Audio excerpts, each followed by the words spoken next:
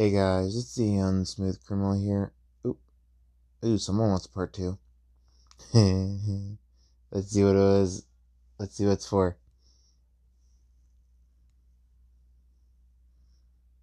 Yeah, next Taku's alive. Um, okay, I'll think about it. But if anybody knows this character from any of the cartoons, good on you. Any of the American cartoons, sorry. Any other thing is called animated shows. So, we start off our little adventure with a little girl, and she's doesn't have a normal kind of skin. Her skin is a little harder than what most people think of skin as, but she pretty much looks normal until she turns 4. When on her 4th birthday, she gains protrusions on her back, and her parents take her to the quirk doctor. And the quirk doctor tells her that she has a very strong quirk if used in the right way. And she asked what is the name of her quirk, and he goes, Wasp. And the speculated powers, because he can't see what the powers are. He can only see what the name is, and one guaranteed ability of it. If it's a physical, like, attribute. Like multiple arms, multiple legs, wings. And he said, you can fly because of the wings that are growing on your back. And she's like, wait, I have wings? And he goes, yes, they're like wasp wings. So they're going to be very tough. But once they get wet, they're going to be very flimsy. And she goes, okay, anything else? And he goes, yes, you may have the ability to shrink and grow. And she goes, what do you mean shrink and grow? And he goes, shrink to the size of a ant or a wasp, and grow to the size of a normal human, because it looks like you're a little shorter than what you normally are. And she pouts at this, going, I'm not short. And he goes, yeah. Now let's go to your parents and tell them. And she goes, okay. And she looked a little terrified from that. And he walks out, and he walks over to her parents and says, well, she has a strong quirk if used correctly and trained. And if she has all the abilities I shall list in a second. But if she doesn't, it's going to be a very opportunistic quirk. But he says that she has the ability to fly, and she has the ability to take more physical damage than a normal person. And if this manifests the ability to shrink, she'll need to be taught how to shrink and grow. Because if she shrinks and stays shrinking too long, she may have an evolution in her quirk that could be her health. Or it could be positive. He doesn't know. So they go, okay, and they act all nice and cheery on the outside, but on the inside they're like, God damn it. Your freaking insect is a daughter. The hell? So they walk over to her, and they slowly push her out of the building, and they wave bye to the doctor and say thank you. And they're smiling. They get into the car, and they immediately start bad mouthing her. Like, you're a damn insect. We don't need you. You go the fuck away. And the father has a winged quirk. He has wings. And the mother has a shrinking quirk. So, how the hell did she get a wasp quirk? Well, if anybody's seen the Ant-Man and Wasp movie, the live action or the animated version, Wasp is Ant-Man's wife with quote with exclamation mark, not exclamation marks, quotation marks in both of those. And the Wasp is a badass female fighter that can fly around and that can shrink and grow like he can. But he could grow to massive sizes while she can't. Oh, crap.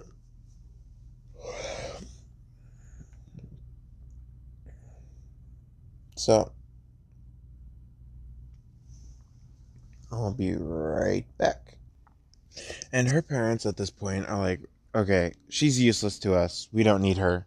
So they take her to the woods. She's not going to have an abusive upbringing. No, no, no. She's not going to ever have an abusive upbringing. But she's going to have a tough life. Rough and tough. She's going to be tough, rough. Yeah. So, she's taken to the woods, and she currently just has a little skirt on and a shirt with obviously undergarments. But her parents leave her there, and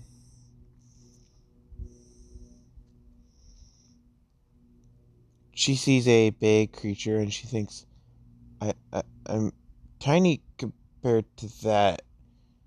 And she thinks that she's just gonna get eaten in one bite, and thinks that, oh God, I'm gonna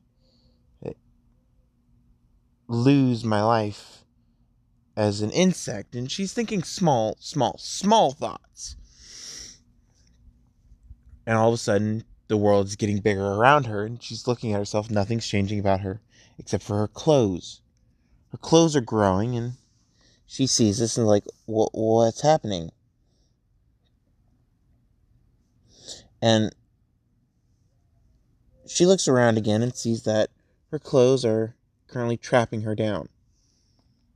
So she finally worms her way out, and she stands up, and her clothes are 5 times her size. Balled up in a ball. If they were balled up in a ball, they'd be 5 times her size. But they're like 35 times her normal size. Or from her size now, if she wants to put them back on.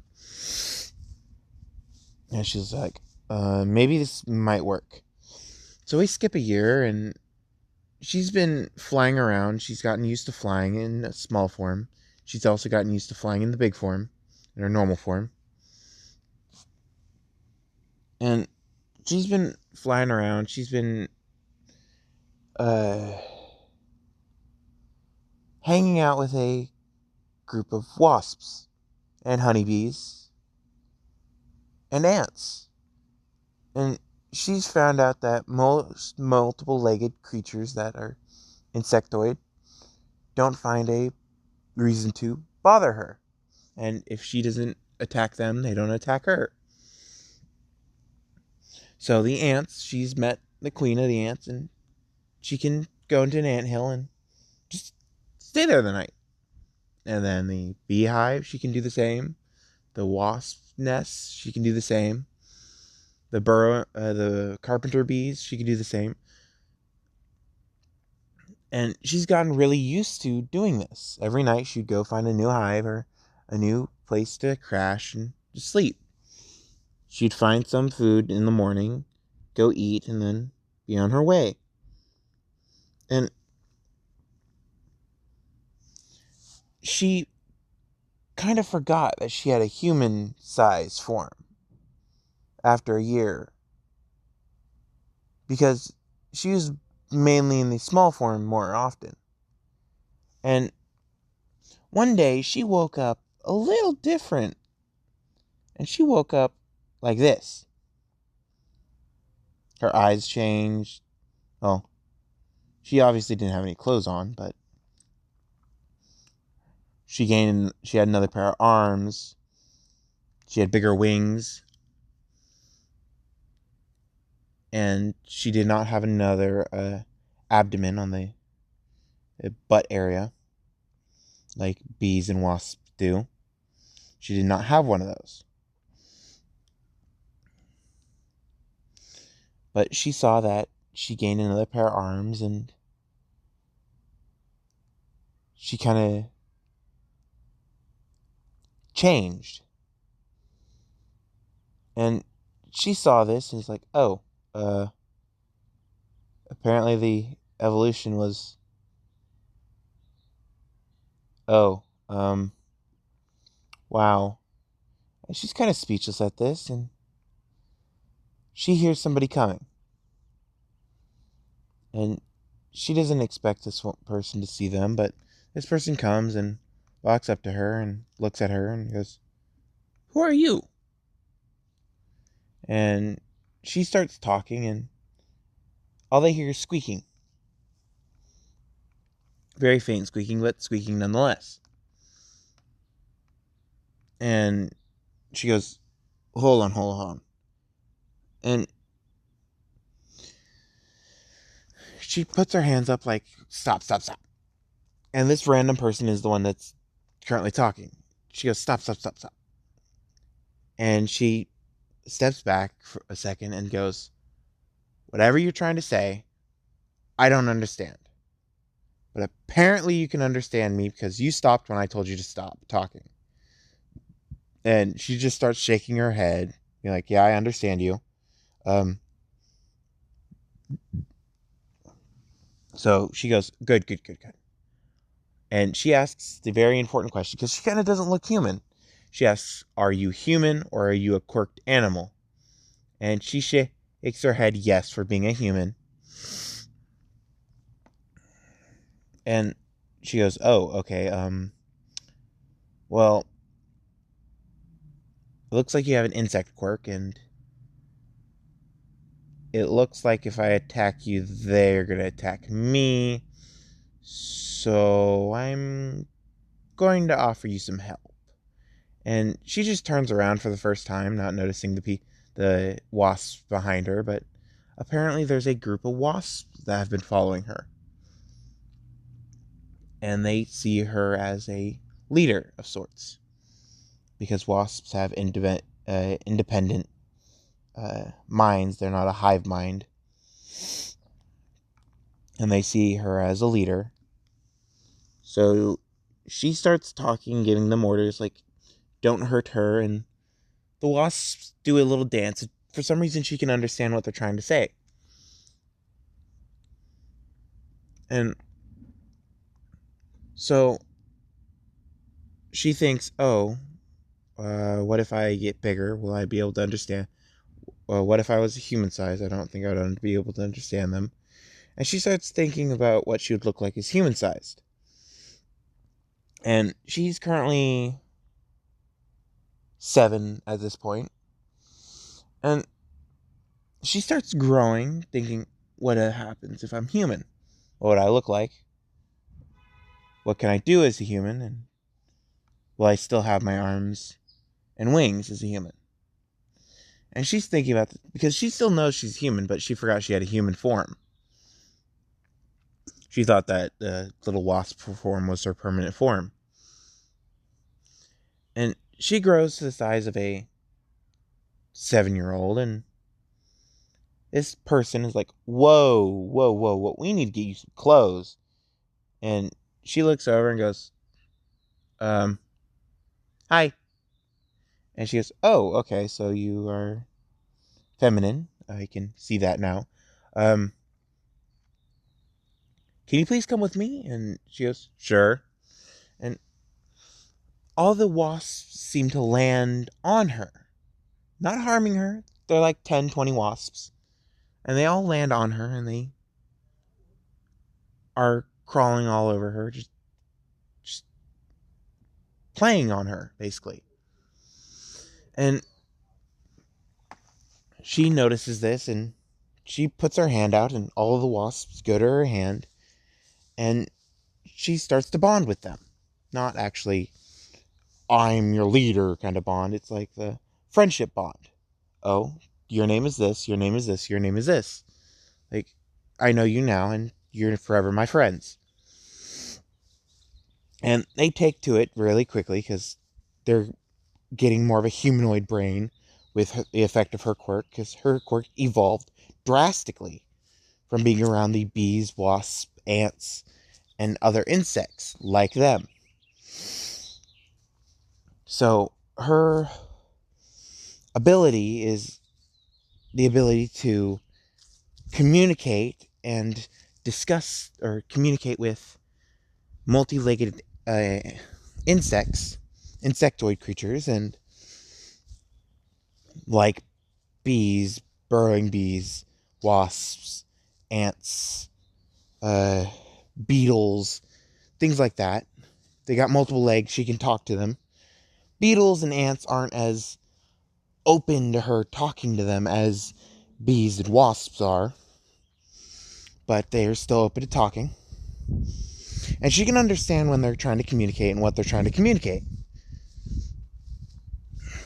So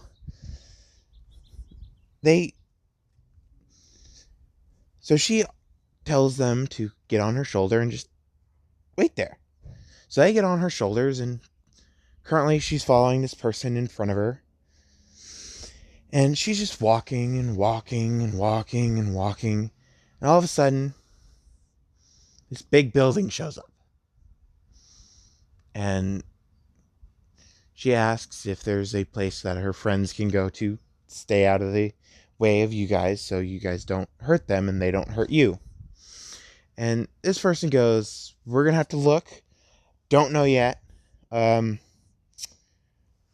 it looks like you're the right size. So she runs in, grabs a item, or an article of clothing, and runs back out saying, you could put this on temporarily until we can get you to UA to get a proper clothes designed from the support course, because that's the only place I know that will do shrinking and growing quirks. And she goes, okay, thank you. I never caught your name. And she goes, I never caught yours, so we're kind of even. My name is Ragdoll. I'm one of the Wild Pussycats. And she goes, oh, hold on. Okay, I'm back. It's been a few hours since I was last recording, so let's get back to it. I remember exactly where I was. And she goes, my name is Janet. Janet Midoriya. And yes, I'm going through the Midoriya family again. And Ragdoll goes, oh, okay. Your quirk is what? She goes, my quirk's name is Wasp. And I have been in my quirk so long that it apparently evolved and I mutated to where I have another pair of arms. And she goes, okay. Huh.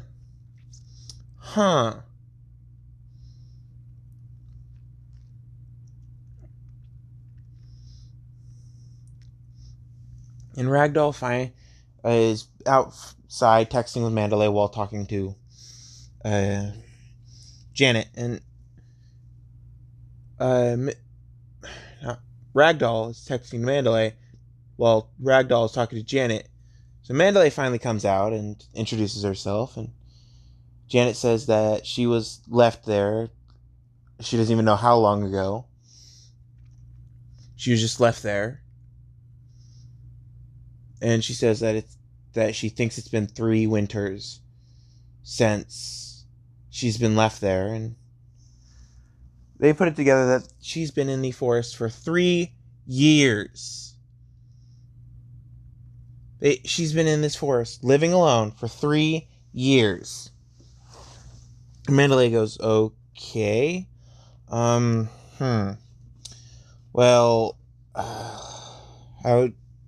how can I say this? You can't live in the forest. Sorry. And she goes, I know. I understand. I just didn't know where to find people, and I forgot that I was kind of human. kind of thought I was born like that. After a little bit. And Mandalay goes, oh, okay, is there anything else to your quirk? And she goes, yeah, I can understand these little guys. And she basically put her hand on her shoulder, and all the wasps crawled under her hand. And Mandalay goes, you can understand wasps. And she goes, yeah. I don't know how my quirk affects them, but they can understand me, I can understand them, and they're friendly. And Mandalay is a little frightened by flying insects, and she's hiding behind Ragdoll, and Ragdoll's actually interested in insects. And Mandalay's like, okay, we can help. And Mandalay sees that Ragdoll gave her one of her old t-shirts, and she goes, do you not have any? Oh wait, you're out here for 3 years, you wouldn't have any. Let me go call Aizawa,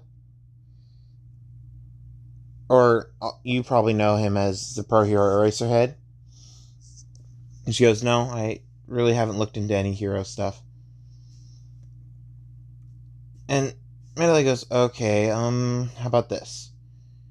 You stay here with us for a little bit. Your friends are gonna have to stay outside, sorry. But I'm a little terrified from insects that fly. And Janet goes, okay, I understand. Is there like a tree with a hole in it? A little a little overhang that they could stay in until I leave? And Mandalay goes, I don't know. And she looks at Ragdoll, and Ragdoll goes, let me look. And they look around the place, and they see a hollowed out tree that has been sprayed for termites. And she goes, this tree has been sprayed for termites. Do you want to see if your little friends can stay here? And she walks up to it, and she has an increased sense of smell, because wasps, bees, and most flying insects do have an increased sense of smell through their antenna, but since she doesn't have antenna, she just has an increased sense of smell. And she smells the poison, and she goes, no, sadly they can't. And Ragdoll goes, makes sense. It was just insects a killer, so it wouldn't really just target termites. She goes, yeah, most insect killers do kill wasps. And Ragdoll goes, okay, so we have an overhang, but if they build a nest there, that's not going to be pretty for them. And she goes, okay, I can see what I can do about them not building a nest there. And Ragdoll goes, ooh, oh, we do have that one round thing. And Mandalay goes, no, absolutely not. And Ragdoll goes, but it's perfect size for a costume. And Mandalay goes, I don't care, no.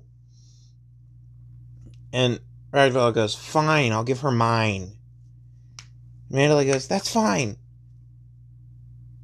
You're not giving her the one I made. Ragdoll goes, but you made all of them. And Mandalay goes, oh yeah, I did. So Ragdoll runs into the storage room and comes out with what looks like a oval-like shape. And she says that this was for a costume that they went to a costume party as a bunch of bees.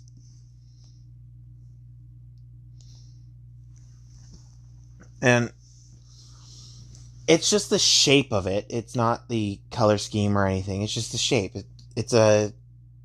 And Ragdoll says that it's one of the failed ones. I'm not giving you the good one, because the good one still works.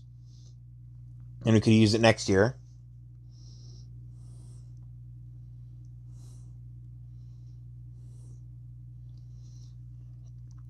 And she goes, that's fine. Or Janet goes, that's fine.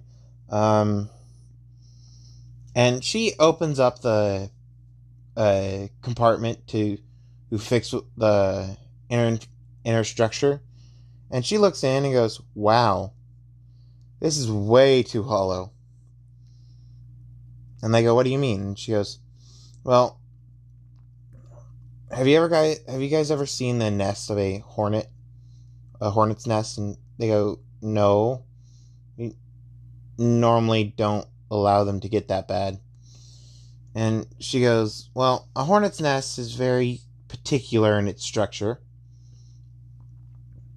So I'm gonna have to leave this outside for them to build in for a little bit. And Ragdoll goes, okay, we could put a tarp over it just to make sure that no water seeps in.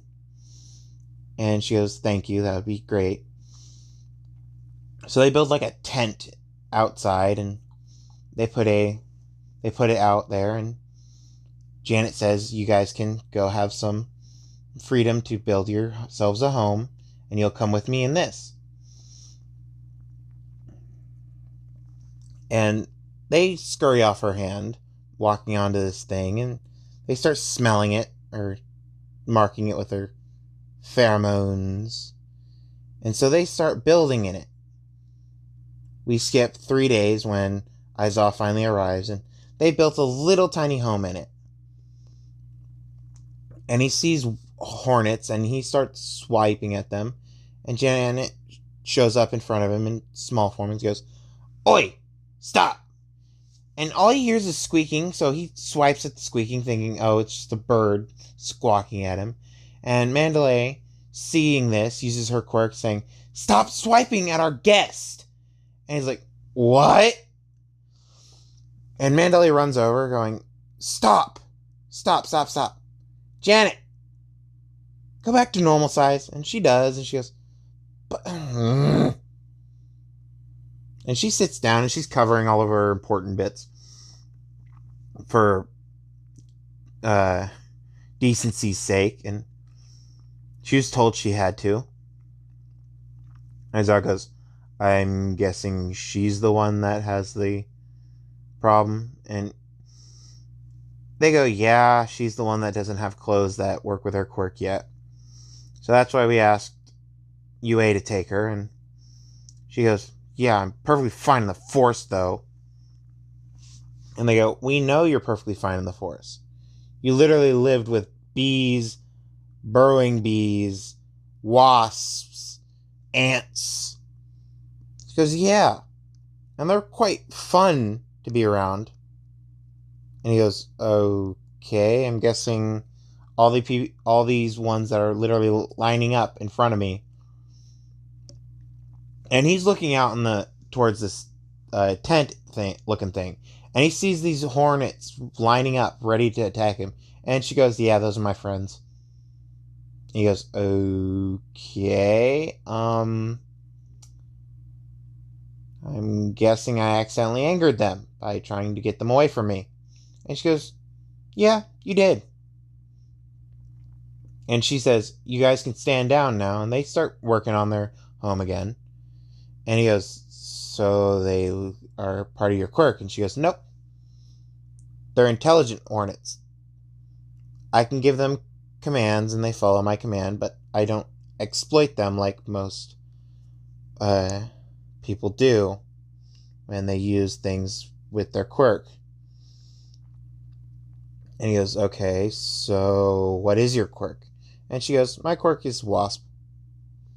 And he goes, what?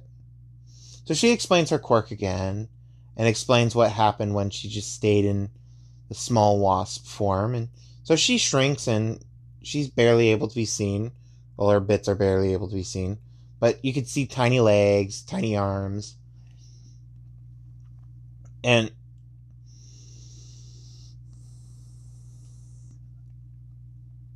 you can see a tiny head. And he puts out his hand and she lands on it and she sits down on it. And he starts laughing at how light she is and how heavy she is when she grows. And she gets angry at the fact that a man said something about a woman's weight. So she bites him. And he goes, ow, and drops her. And she starts flying, and she flies over to Mandalay's shoulder. And he looks at his hand, and he sees a trickle of blood going down his hand, because she bit hard. And she does have sharp teeth, so she can bite into things, because she doesn't have a stinger.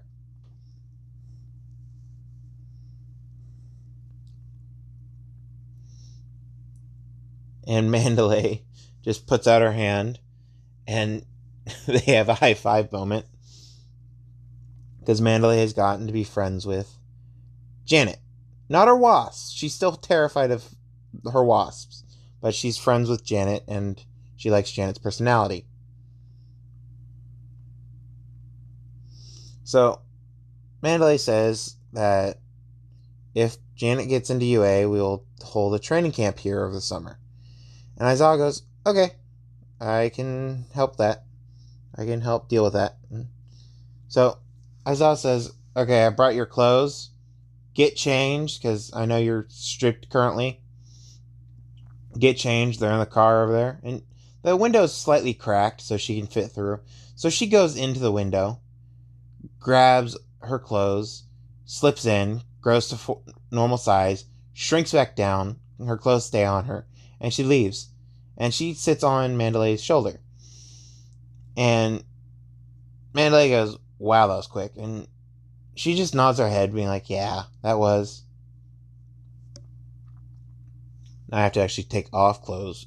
And she's thinking that, and Aizawa goes, okay. Sorry, but your friends can't come into my car. And Janet grows to full size and goes, what the hell? Why can't they go into your car? They'll stay in their home. And Aizawa goes, what do you mean they're home? And she goes, that contraption over there, the tent-looking thing, is how they're building their home right this second. Once that's done, they don't leave that unless I call them. Or it's dinner time. Or just time to eat. And he goes, okay, so if I can get a guarantee from you that they won't leave that, whatever that is supposed to be, they can come in my car. And she goes, okay, well, I can't guarantee that they'll stay in it, because they like roaming, but I can guarantee that they'll be in it for a limited amount of time. And he goes, if they could stay in it for an entire day, because we're going to be transferring all your stuff, or they can at least stay in it while we're in the car, then I'm fine. Because I do not like wasps in my vehicles. And she goes, I understand. Apparently no one likes wasps. And she shrinks down, and her basically one-piece swimsuit that she's wearing is made for a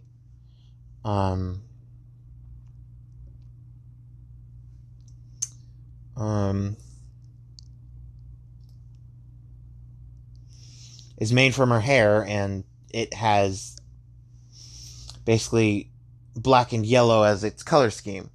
And she's a little mad that they went upon a cliche, and she's like, I really do not like the person who made this. And at UA, Powerlitter feels a chill down his spine for being called out by a very scary person. And he goes, I'm either being called out by a very scary person or someone who really doesn't like me at all. And he goes back to work. And we go back to Janet.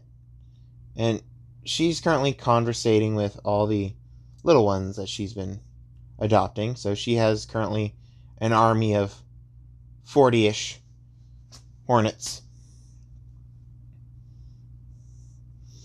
And she's very, very smart for being her age, and she knows how a video camera works.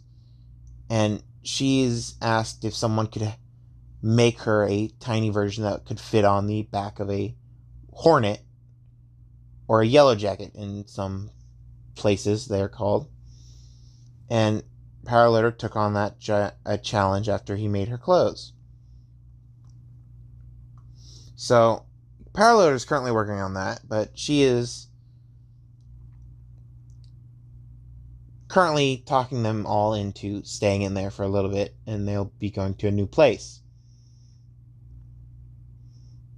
And this new place will have more materials and possibly more places to roam. And she's convincing them and making them very happy that she is taking care of them. And she says that they'll have to stay in there for a good few hours. And once she taps on the bin again, they can come out and be free.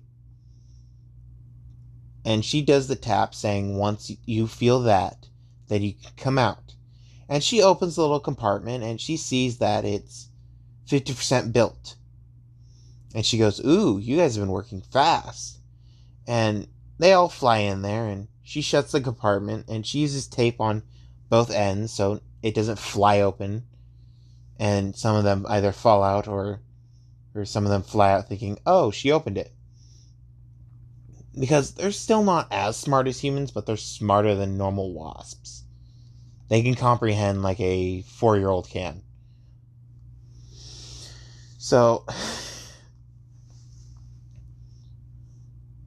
she is currently in the car with Aizawa, and the wasps are rearranging their home inside, and she's talking to Aizawa and getting to know Aizawa because Mandalay says that she can't adopt Janet Midoriya, but Aizawa can adopt her till she can get into UA and be on her own.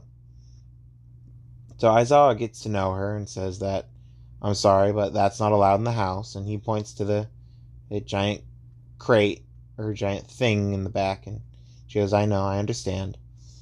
But that's going to be they're outside my bedroom, which it's going to need a cover over it, or I'm going to need a place to put it in the backyard. And he goes, I have the exact place for you to put it. I kind of prepared it because Mandalay told me about it before. I really don't like your quirk very much. And she goes, yeah, I kind of understand that because people don't like wasps. And he goes, no, I don't care for wasps. As long as they don't bug me, I don't bug them.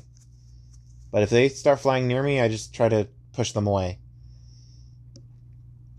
And she goes, you're going to be seeing a lot more wasps in the backyard. And he goes, yeah, I know. So she's currently 7.5, and she gets to Aizawa's house. And she's put in contact with Paraloader, and Paraloader says that he designed her clothes, and he's currently taking on the challenge of the tiny cameras. And she goes, oh, cool. But I have a bone to pick with you. And he goes, what is it? And she goes, really? Black and yellow? And he goes, I thought it would look good with a wasp color scheme. And she goes, it does look good with a wasp color scheme, but I prefer black and white for my normal clothes, so you don't have to make me look like a fucking bee every single outfit. And he goes, okay, I will take that into consideration when I make you your next pair, because you're going to grow out of that one. And she goes, I understand. I will keep reminding you, and I'll keep updating you on little items that my wasps could possibly use, and things that they could hold to increase their abilities. And he goes, okay, I will take into consideration how light and small they have to be. And she goes, thank you. And we skip like 4-ish years, so she's 11.5. And she walks into Powerloader's office at UA, and she's gone there multiple times. And she goes, "Yo, Powerloader." And he goes, "What?" And he looks at her, and she goes, "I'm ready." And he goes, "Okay." And she shrinks down. She currently has her work attire on. She has a leather apron that is infused with her sewn together with her hair, so it shrinks with her. She has high strength gloves that were made out of her hair. She has clothes underneath her apron that was made out of her hair. And she has a welder's mask that it was made out of her skin and hair. Don't ask me how that works, but it does. So she goes up to this device and she starts tinkering with it. And Mei Hatsume busts in and Powerloader punches her out of the room saying, "This is delicate work. Don't bust in like that." And she goes, "Ow, sorry. Ow. I'm here to do the internship till I'm at UA." And she's rubbing her head. And he goes, "Okay. The rules for this classroom is you cannot make sudden loud noises. You cannot barge in like that. And you cannot bug her." And he points at the little thing on the desk, and Mei uses her quirk and zooms in and goes, "Cool." And she was about to walk up to her, and Powerloader uses his power gauntlets again and grabs her, going, "What was rule number 3? And Mei goes, "I don't know." And he goes, "Oh, God, you're going to be difficult. Rule number 3 was don't bug her. Do you remember the other rules?" And she goes, "No sudden entries. Nope." He goes, "Rule 1, no sudden noises, loud or otherwise. Rule 2, no sudden entries. Rule 3, don't bug her while she's working." And she yells while she's in tiny form, "You're bugging me. Now shut up and be quiet." And Powerloader goes, now she's yelling while she's in small form. No one can understand her, and she knows this, but she just doesn't care because she needs to get her point across. She probably said, "We're talking loudly, and we're probably bugging her right this second. So, rule 3, don't bug her. Now go to your workstation and be quiet." And Mace walks over to her workstation, and she puts her goggles on, and she just watches Janet. And Janet's using all 4 of her arms to help move and attach stuff. And she's working on something really delicate right in front of her. And it's really small. It's the size of a camcorder if it was in Janet's hand while she was tiny. And Mei looks at this and goes, and she whispers to Powerloader, "What is that supposed to be?" And Powerloader whispers back because he's trying not to disturb Janet, "That's supposed to be a camcorder for the hornets." And she starts to freak out like, "What? Hornets where?" Because she's deathly allergic to them. And Janet, in frustration, puts the tools back down on the little table that's on Powerloader's table and grows to full size and is sitting right next to her table saying, "There are no hornets in the classroom yet.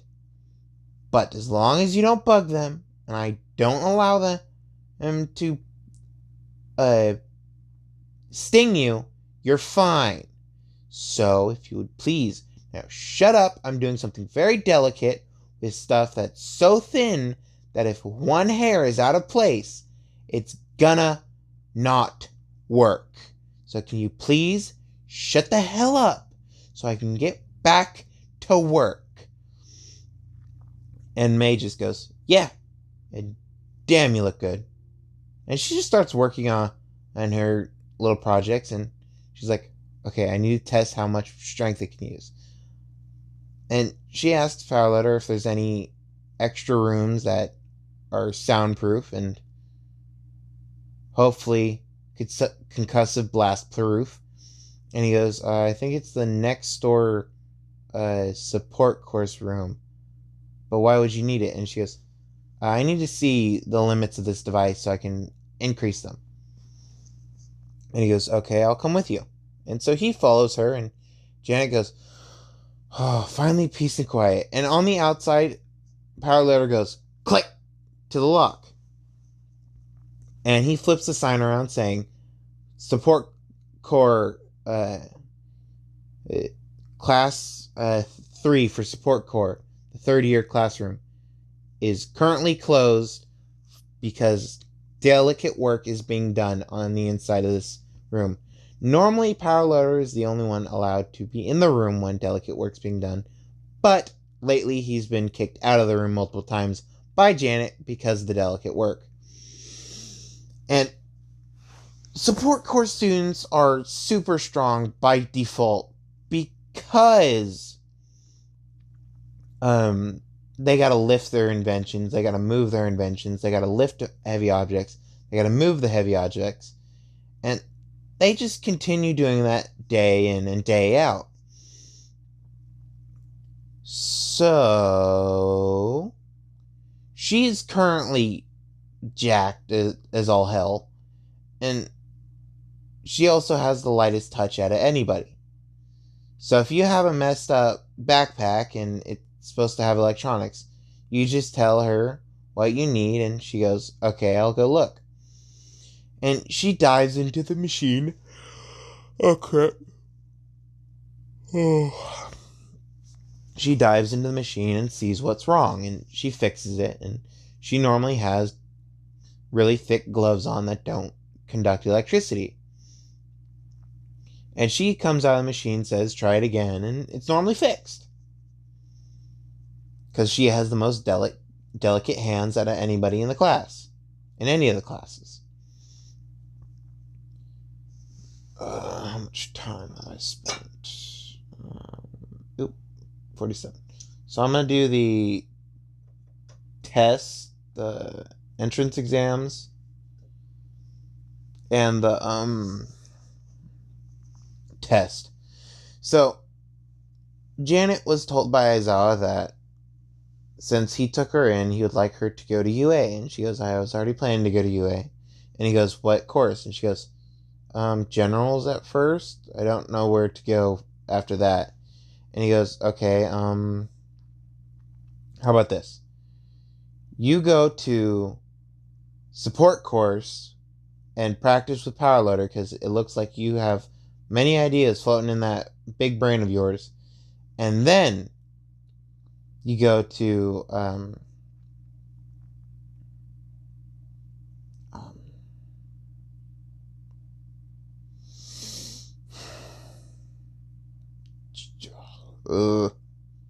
then if you are willing, you go to the hero course.